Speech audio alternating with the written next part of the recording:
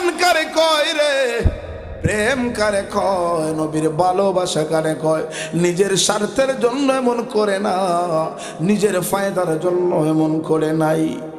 একটা মাত্রই উদ্দেশ্য, আল্লাহর দ্বীন কায়েমের জন্য যাব, নবীর ভালোবাসার জন্য যাব। এবার নবীজি ডাক দিয়ে কয় মাআজ,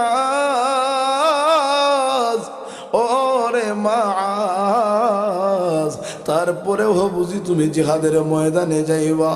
যাও ঠিক আছে, তোমার নামটা জিহাদের ময়দানের লিস্টে উঠাইয়া দিলাম। ও মায়ার নবী গো, তুমি প্রেমে শিখায়া কোথায় লোকাইলা বলো। ও গো মায়ার নবী।